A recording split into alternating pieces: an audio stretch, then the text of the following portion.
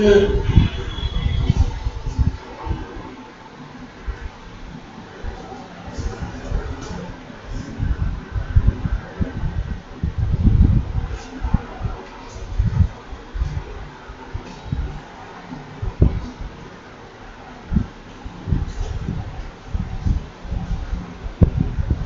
morning. I am Krishnan.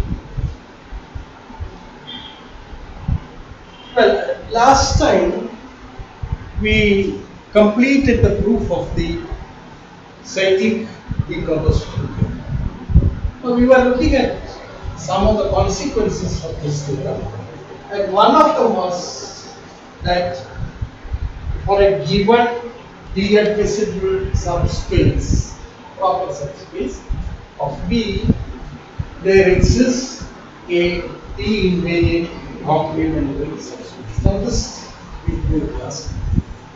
Now we look at another consequence of this, which goes deeper into the structure. So some insight into the structure. So we put it as a problem.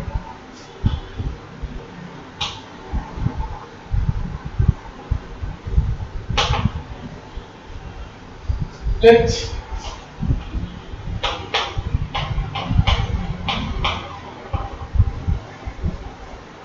then the first statement is that there exists a vector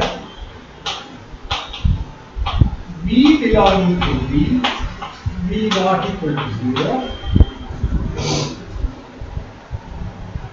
such that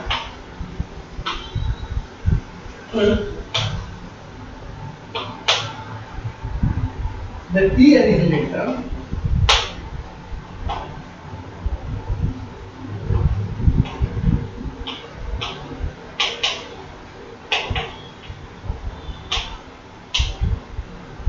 V is the minimal polynomial.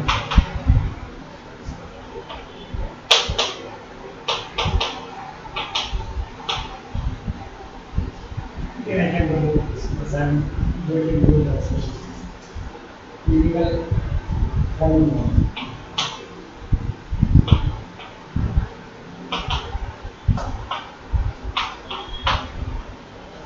The second statement is that T has a cyclic vector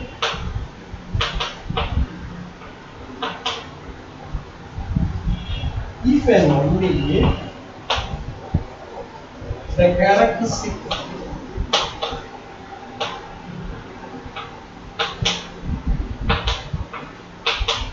and minimal polynomials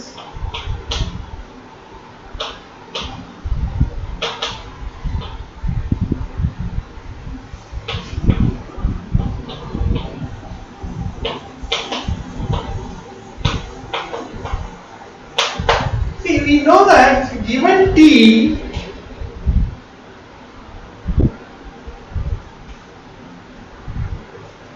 it has associated with it a characteristic polynomial, which is a unique modic polynomial of degree equal to the dimension of the space, and a minimal polynomial which is a polynomial P such that Pt equal to 0, which is again a unique modic polynomial which generates the whole class of annihilating polynomials. Right?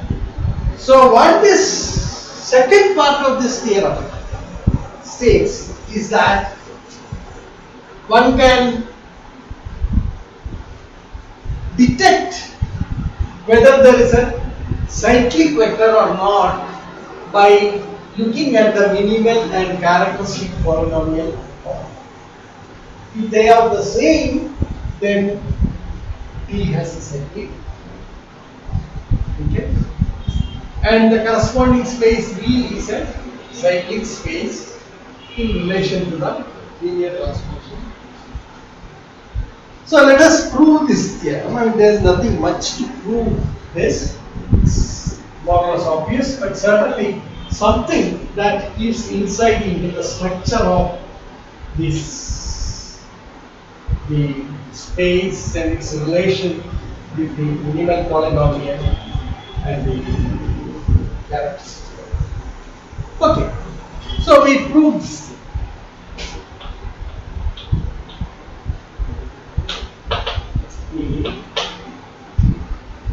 Or rather, we take the case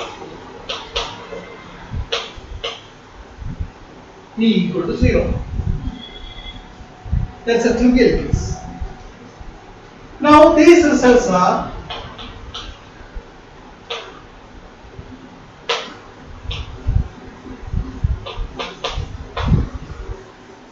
trivial.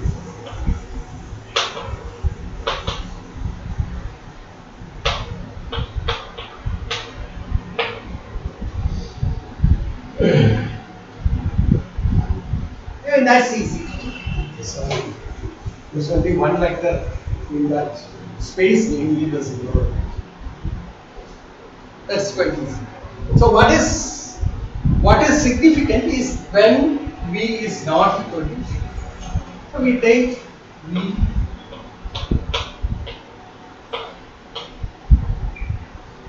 that means the dimension of v is assumed to be greater than or equal to 1. Then what we know is that there exists, so what we are trying to prove is that the t annihilator of v is the minimal polynomial for t. Now we know that from what we have from the cyclic decomposition theorem,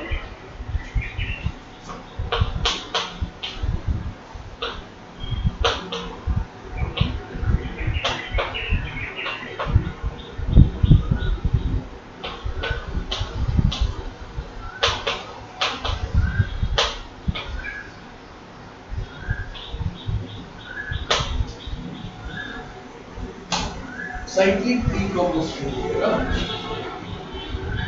there exists non-zero vectors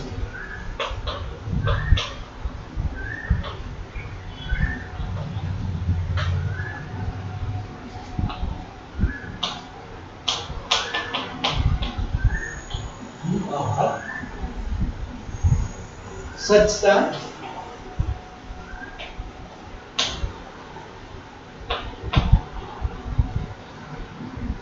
what we have is this: V is as the following cyclic decomposition.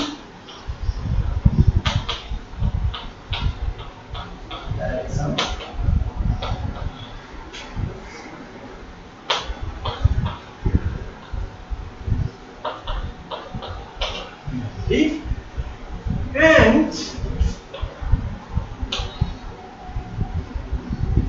the t annihilators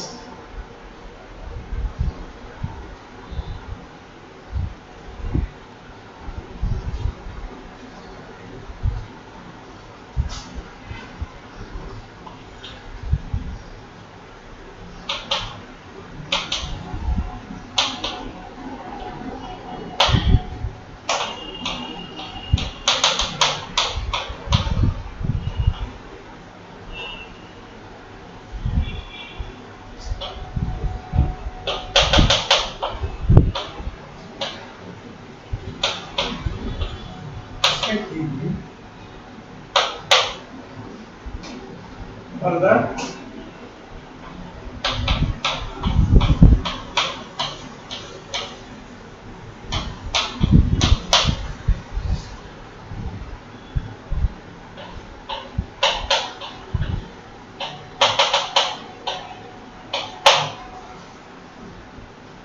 and this R is R and PI are unique by these conditions. This is what we have proved. What does it say? It says that P1 is the is the T annihilator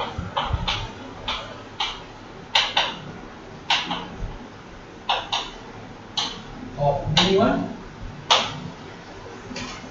which is also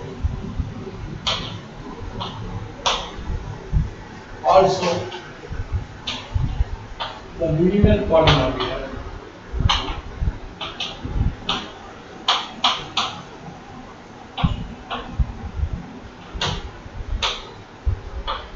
this is what we see, and that completes the proof of the theorem. So B1 is a non-trivial vector which is a non-zero vector with the property that we having B1 as the associated T annihilator, which becomes the what is called the minimal polynomial for T. Now this is what we have proved out.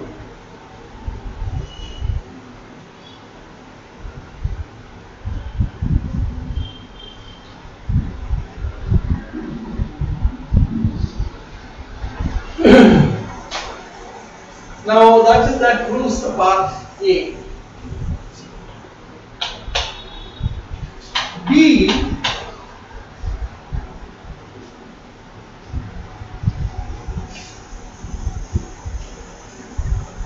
you see, this is even otherwise you don't need all these arguments to prove this. In fact, all that you need to say is this: you know, given T, it has a minimal polynomial. What is the minimal polynomial?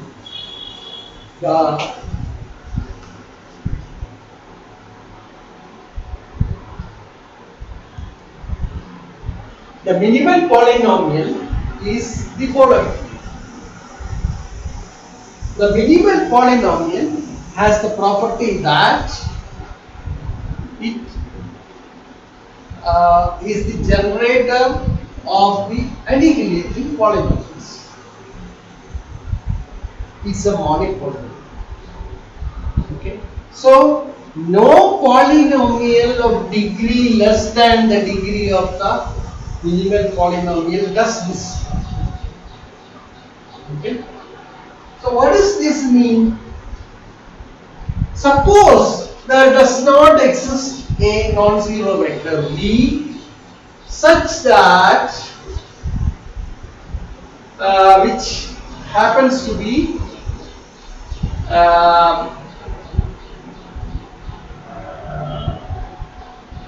such that the minimal polynomial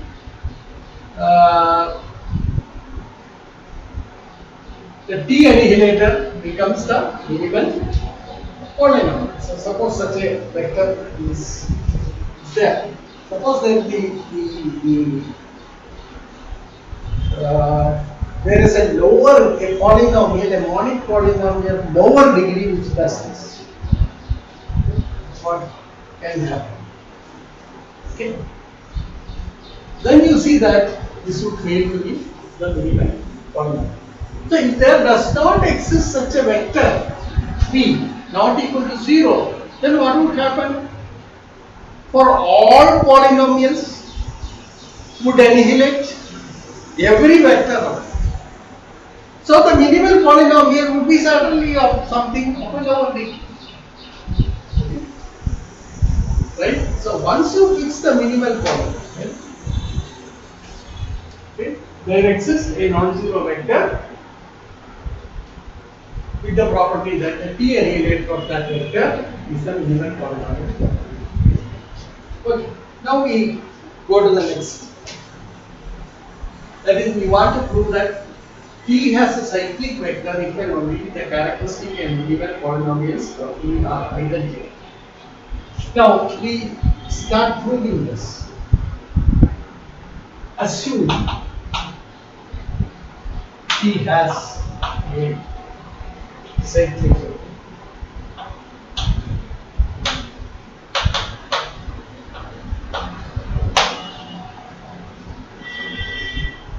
That means we are trying to prove this.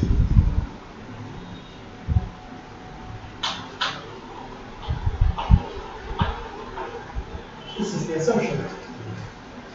Okay.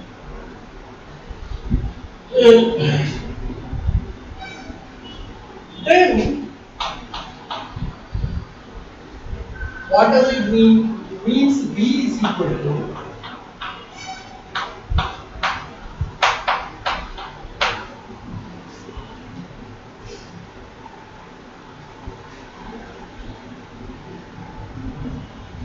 then what does it mean? A dimension of V is equal to dimension of this. And P is the minimal polynomial.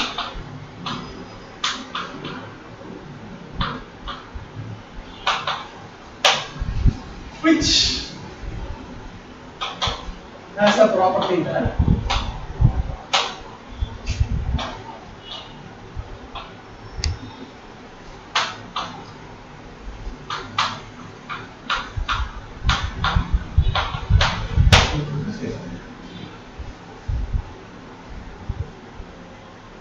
right? Since V is equal to set Vt, we have dimension of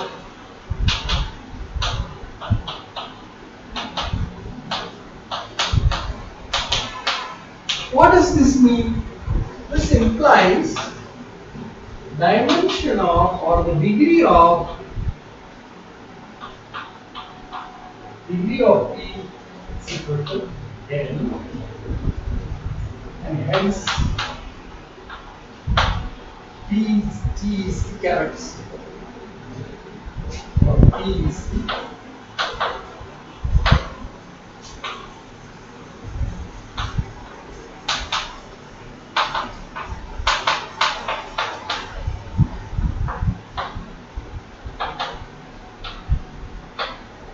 because P is then a polynomial of degree n which annihilates this, and no polynomial of lower degree.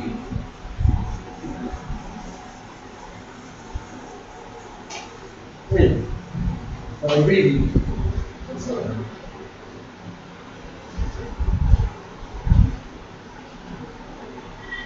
So conversely, now we want to assume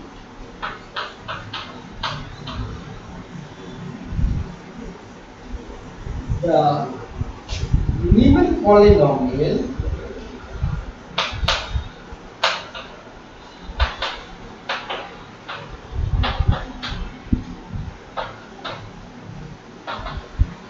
and characteristic problem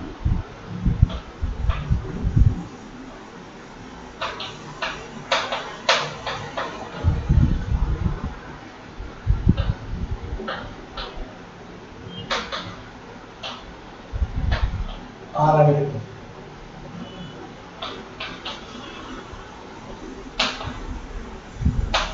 And this implies what? Degree of the minimal polynomial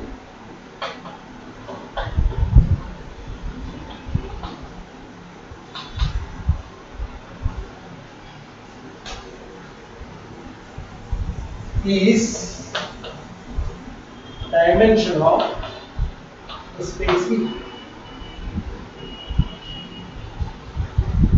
Therefore, you see that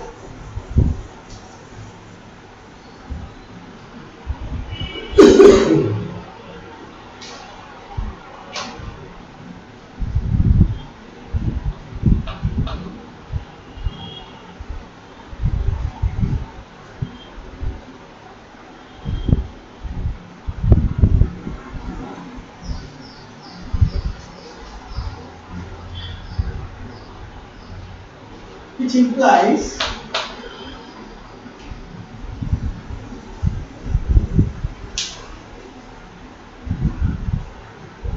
there exists a vector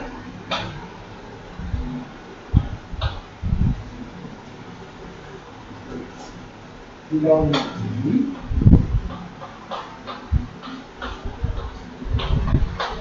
such that V is equal to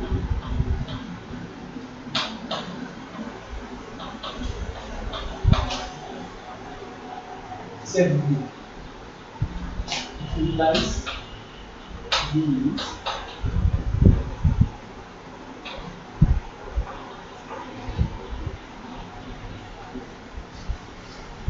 has a segment.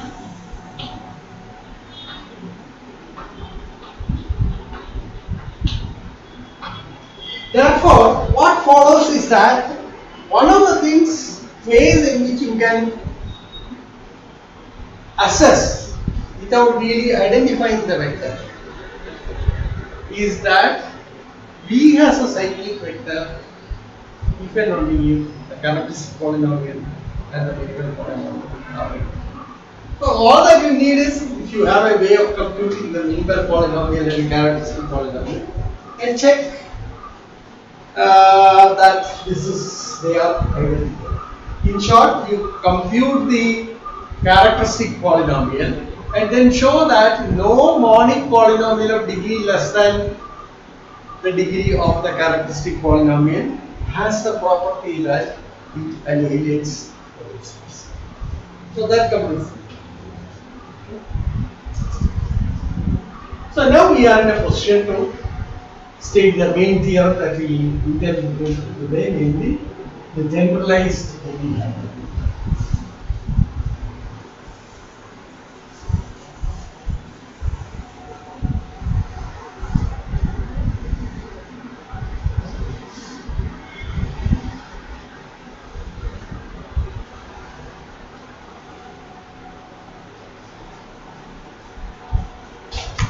So we state the generalized Cayley-Hamilton.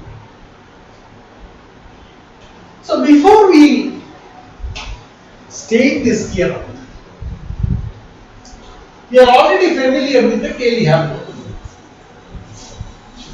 in a limited sense that we have. Okay. So what is that? What are the statements of the Cayley-Hamilton theorem?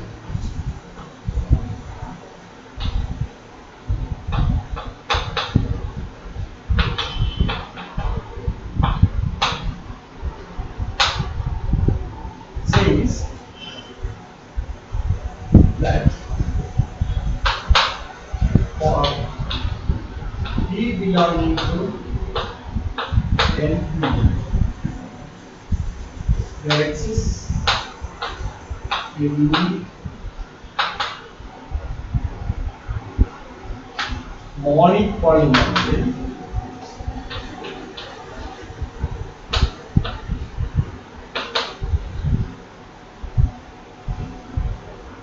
called the characteristic polynomial.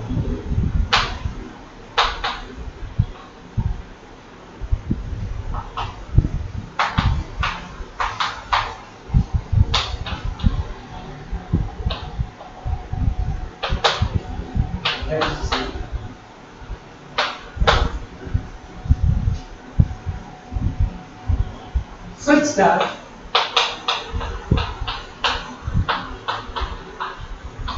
means this particular polynomial has the property that ft equal to 0. So this is what we call the characteristic. Okay. So associated with T, there is a unique polynomial f with the property that f of t equal to 0, and the degree of that polynomial f is equal to dimension of t. That's what we have. Further,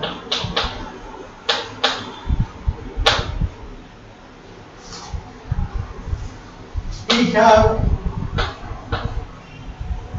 a unique monic polynomial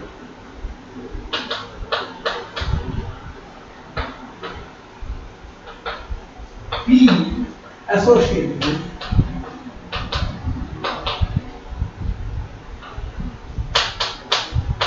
T such that T equals 0 and dimension of or degree of less than or equal to degree of. So what you have is this. You know that this is f of x, that all polynomials with coefficients in f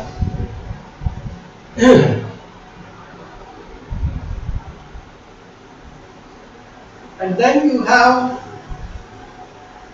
the class of all annihilating polynomials. These are all annihilating polynomials.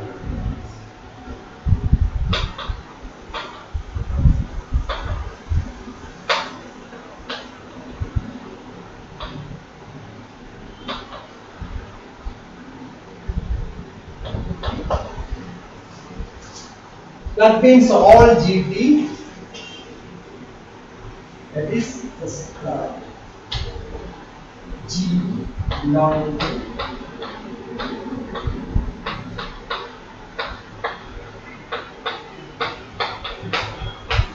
zero. These are the annihilating polynomials. And this is an ideal.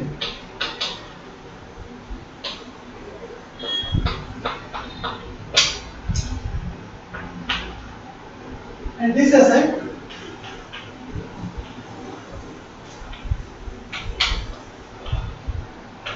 unique generator, unique generating polynomial, monic polynomial,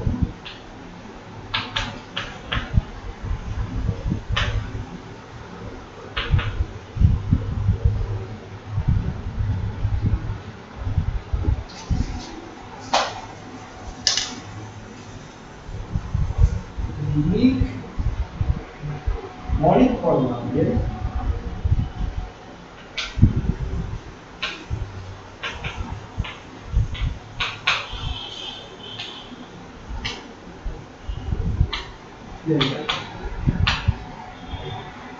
now it follows that the characteristic polynomial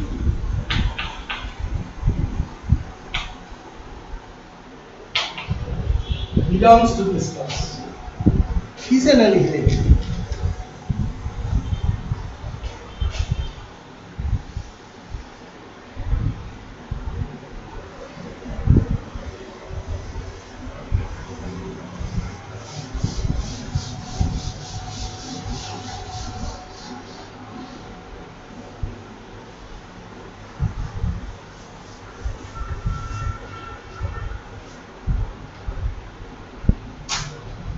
The characteristic polynomial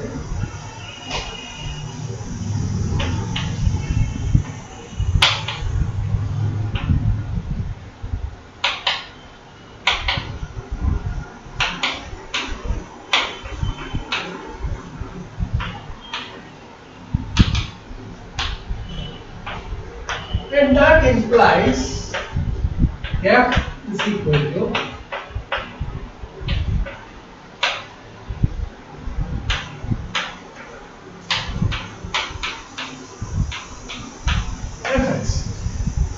that is P divides. That means the minimal polynomial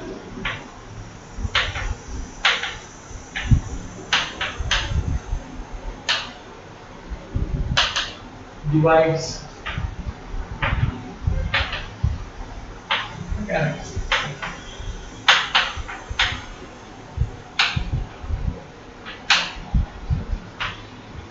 So this is true for every t. So with every t, there is a characteristic polynomial and there is a minimal polynomial, and the minimal polynomial always divides the characteristic. We can go even further. And what we have proved earlier is that the zero of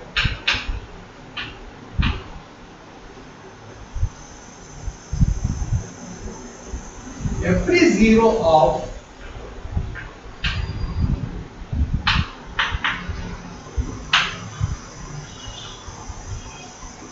the characteristic polynomial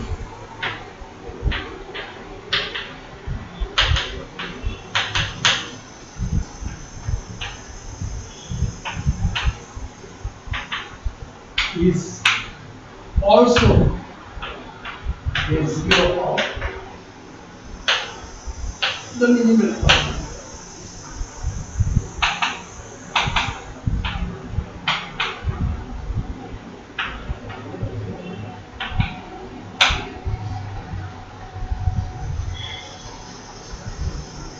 So what does this mean? This implies if A is a 0 of f, that is fx equal to x minus a into hx.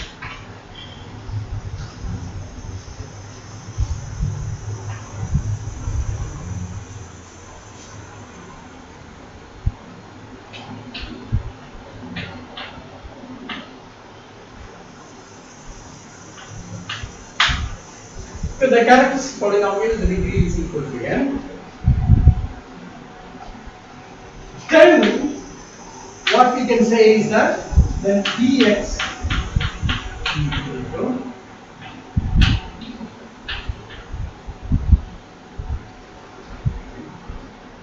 some times h1,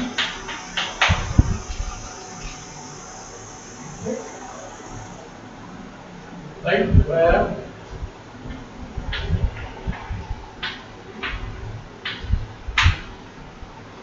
this is what we have. Okay. So we have a much better insight into the structure of f. And this much we have already seen. So what we now prove is a more general version of this, which we call the generalized Cayley-Hamilton. So we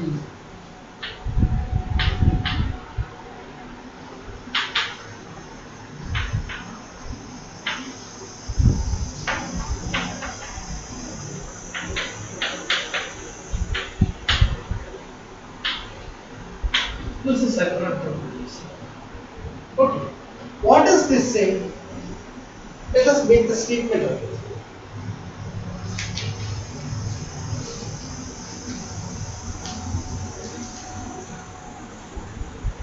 Let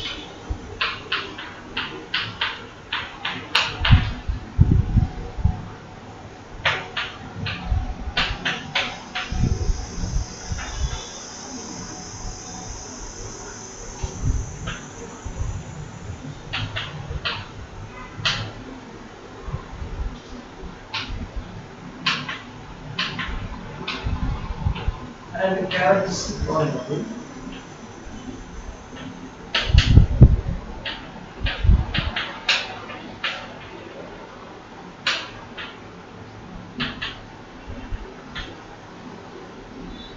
of the perspective.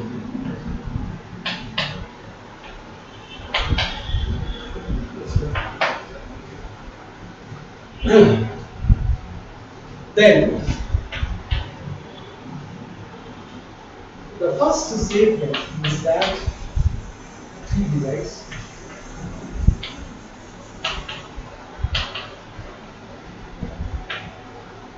we have already proved. Okay. T is the generator of the class of all Cayley-Hamilton polynomials of T, and F is the function. So therefore,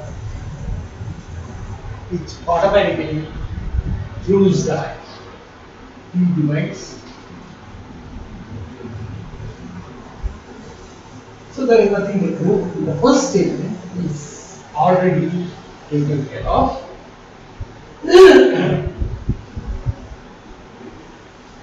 Now what we want to take a more precise statement. What precise?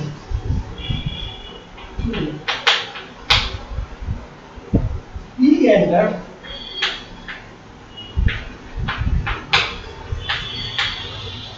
the same factors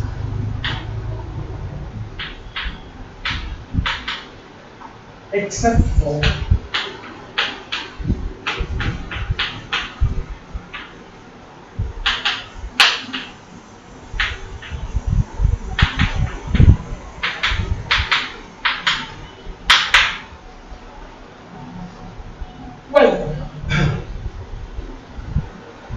this is a partial statement that we have already looked at about the zeros of the polynomial, where you talk about x minus a and its powers becoming a factor for f, and then the relation between the two factors which involve x minus a in both for both p and f.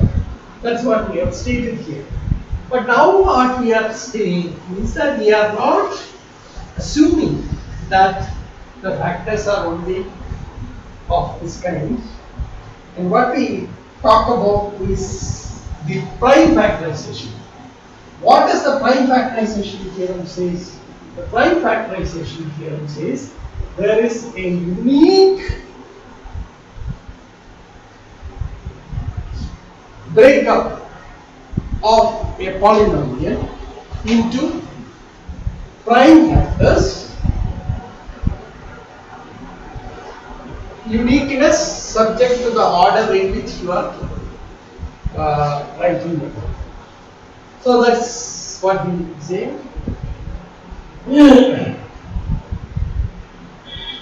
The third part, we are precise about the statement. That means if p equal to f1 to the power r1, f2 to the power r2 is the prime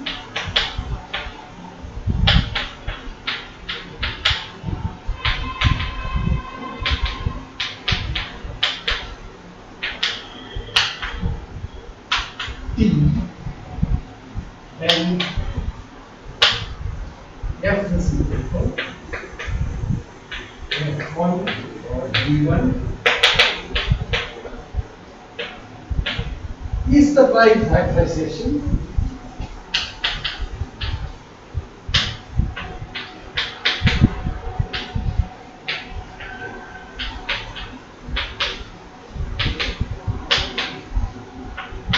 where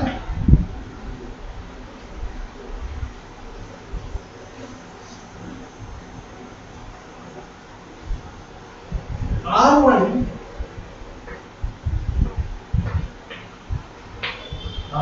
Ri less than or equal to b,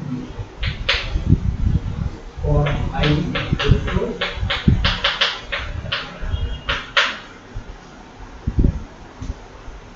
this is the crucial part. The part 3 is the crucial part. Okay, so let us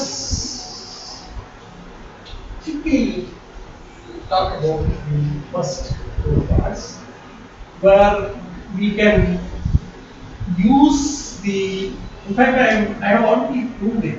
I mean, we have already proved it in a limited sense. But the second part we have not. Yeah, we have said that P and F have the same factors except for the other disease. Now that we want to. So how do we do that? We can do the cyclic decomposition theorem. So the part 1 is here. So we will do this theorem.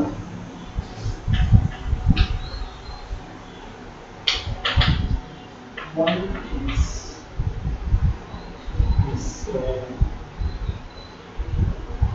one and two are for b equal to. So we know that's quite easy. So assume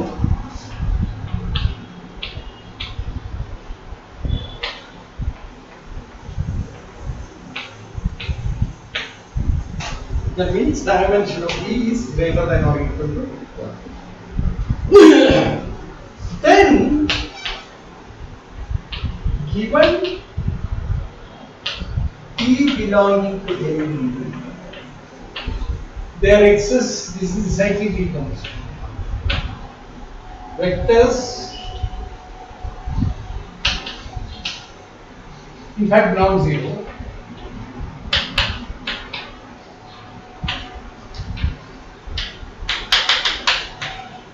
we are such that V equal to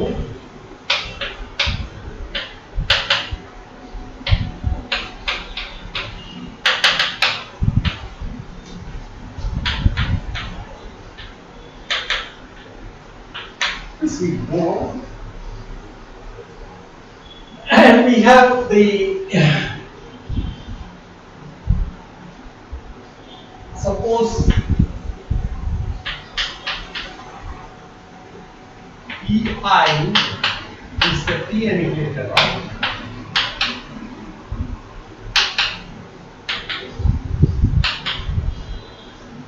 of VI,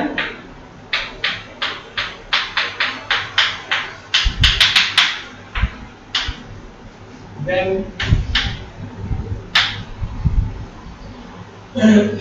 the number R and PIs are unique,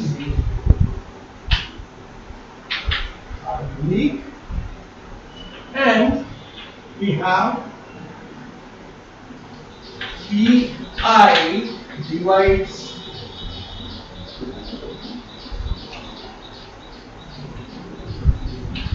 I minus 1 for I equal to 1. This is the prime, the cyclic decomposition here. And you see that this V1, V2, etc., Vr are not necessarily uniquely determined. This is something you should realize. However, the number of such vectors that you can choose is unique. So also suppose you have another disposition V equal to Z W1 T W etc. W R T. Then you see that the T annihilators of Z V I T and Z W I T are the same. So in short, what happens is that corresponding spaces, subspaces have the same dimension. Okay.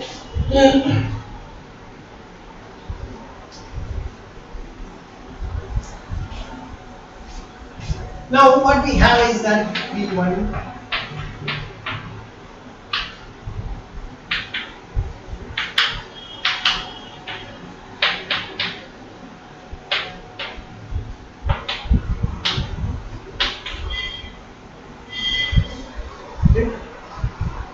so let UI be the restriction of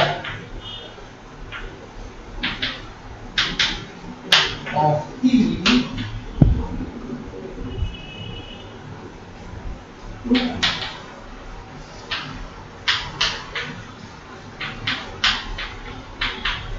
that is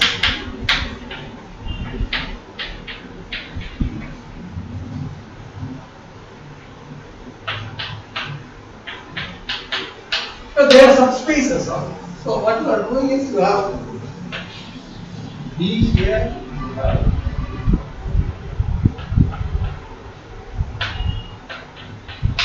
and you know that T is invariant, T leaves ZVI that T of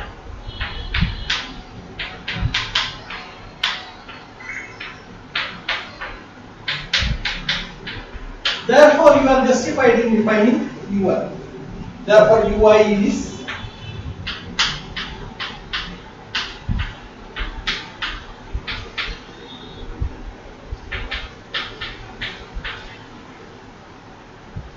and UI is equal to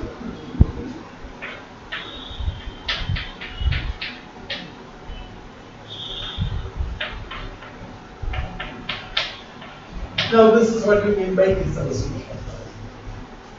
So now you focus only on ZVI. Then what happens? Vi is a cyclic vector of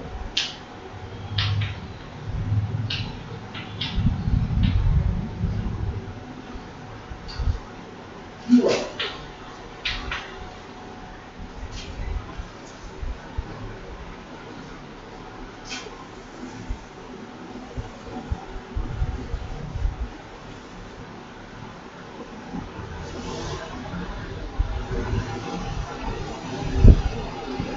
So what is the implication of this?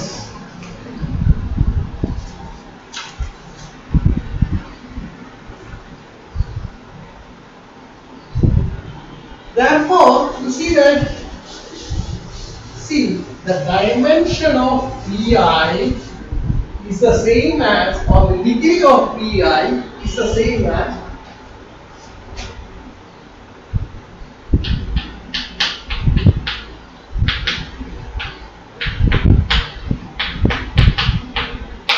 which implies Vi is the characteristic polynomial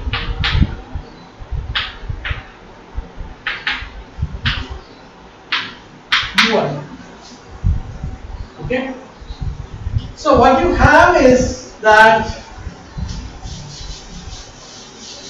the operator T gets broken up into U1 plus U2 plus etc. Okay. Right? So what is the implication? What we get is that this implies, so each Ui has Pi as its characteristic polynomial, which implies the characteristic polynomial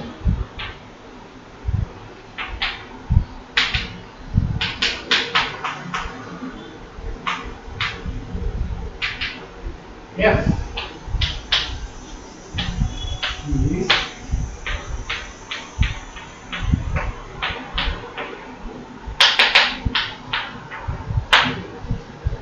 with the property that of course Pi divides as we have mentioned that. Okay, so this is the structure. Okay. So this is a more precise statement of what we have already seen earlier. Okay. There we were in the Cayley-Hamilton theorem that we had proved earlier. We were only talking about the zeros of the polynomial, so that we were talking about the factors of the type x minus a to the power.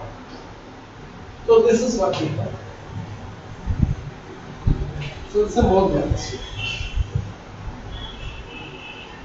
Now we observe that P equal to P1 and P divides. So that will. So it's a much more deeper statement than simply saying that P divides, which you can prove even otherwise.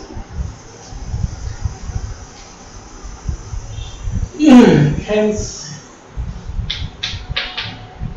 F3 prime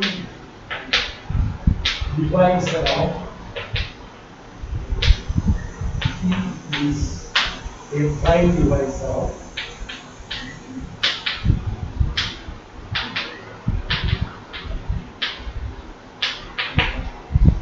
this is what.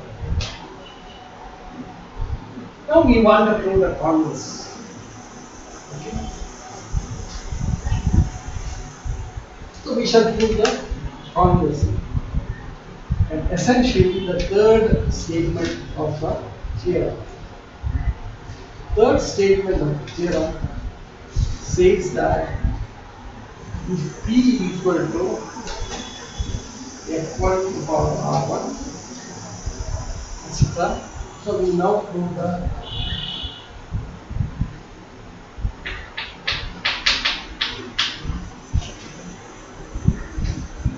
so what we assume is this.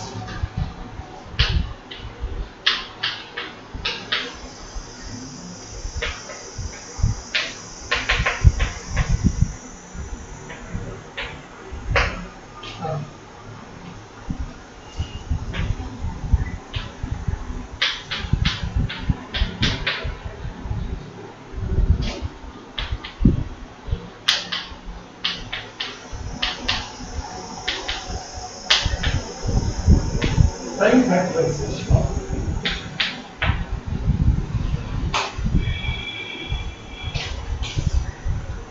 Now what we have the primary decomposition. So once you know the primary decomposition of the minimal operator, you can get a corresponding primary decomposition of the vector space V, where T becomes invariant on each one of these subspaces.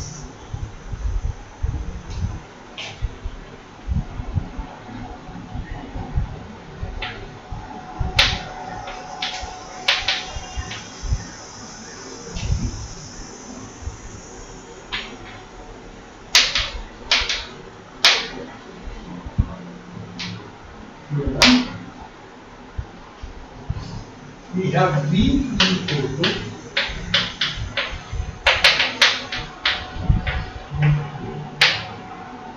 where Vi equal to the null space of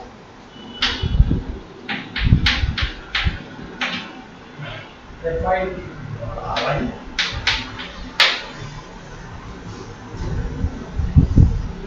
Okay, where these Ri's come from the prime factorization.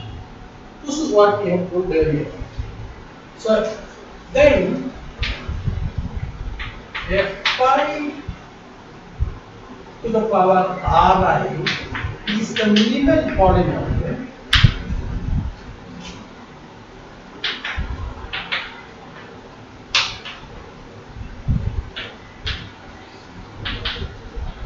see, we have this V and V. It's the minimal polynomial of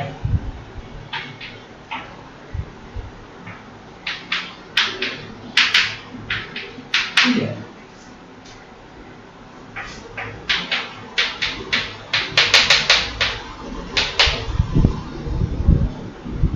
Now we apply the part 2 of the thing.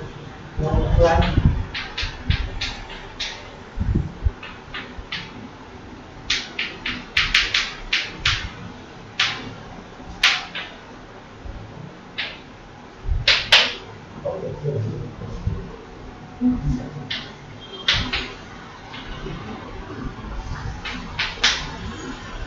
What do you get?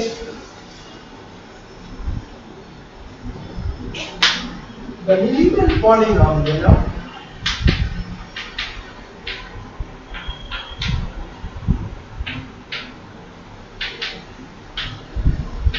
Vi is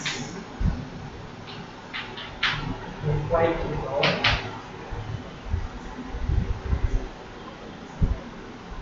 And hence the characteristic polynomial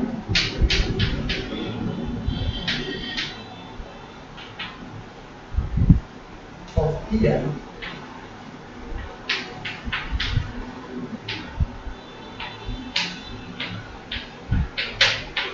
Vi, where what you have is that Vi is greater than Vi.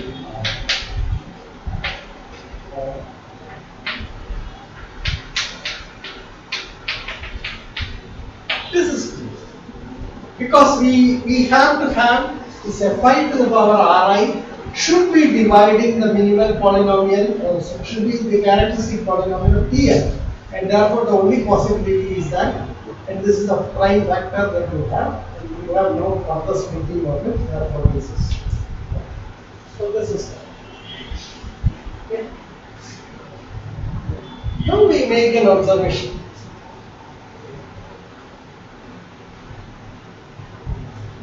So you see that the di times degree of this is equal to degree dimension of Pn. How does that come? See, Vi is the null space of this. Okay, right? So So what is the dimension of this space? Okay.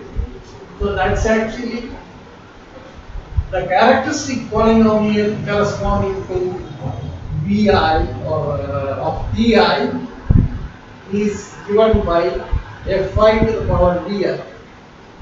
Therefore, the dimension of Di should be equal to Di times the dimension, the degree of surface, which is equal to nullity of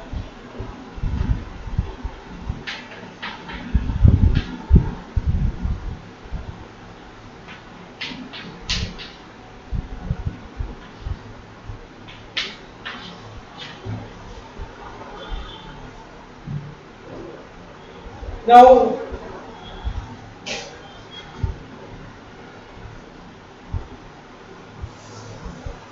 What do we have?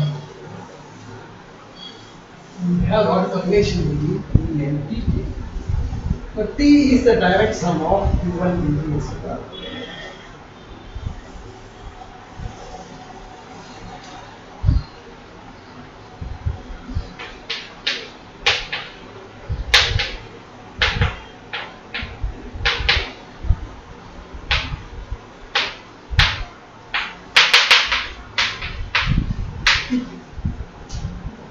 What does this mean?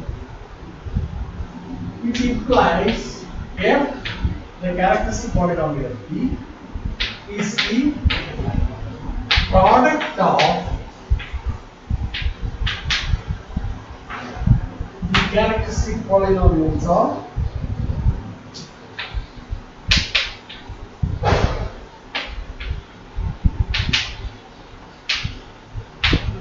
right?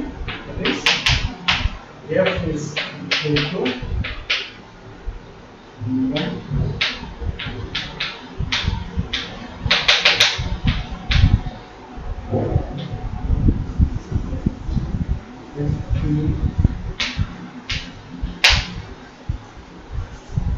with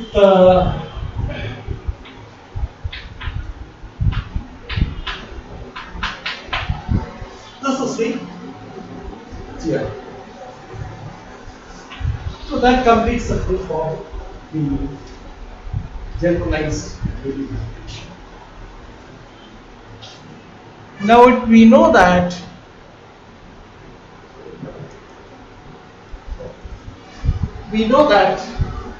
this is fine. Okay. Now we just look at one of the immediate consequences of this. So we put it in the form of a problem. Suppose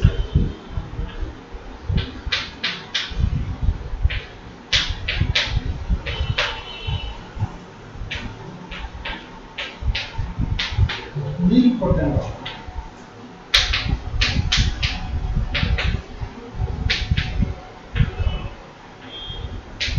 That means there exists some R such that t to the power r equal to I.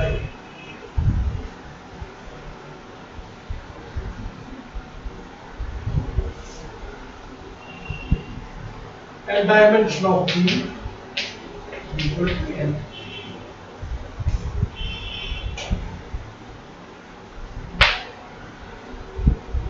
Then the characteristic polynomial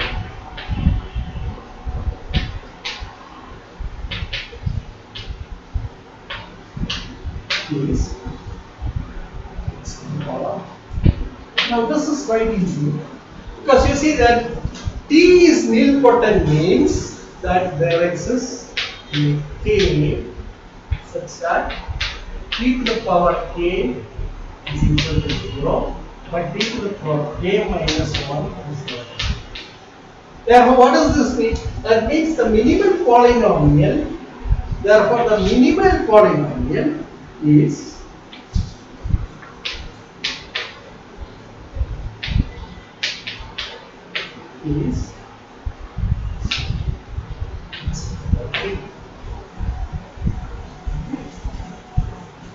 So that should divide the characteristic polynomial. Hence the characteristic polynomial is x to the power d, where d is greater than or equal to 4. But then the degree of the characteristic polynomial is equal to, so what one has is this, that is the degree of the characteristic polynomial is n, because the dimension of the space is n. Therefore, it follows that d is equal to .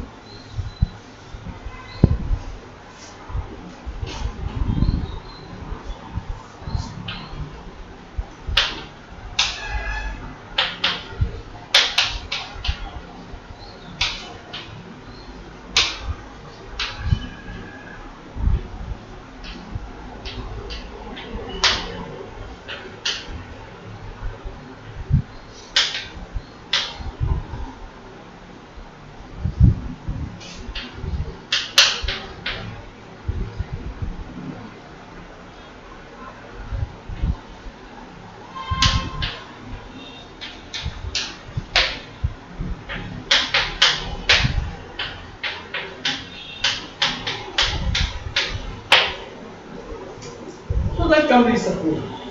That's the problem. Okay.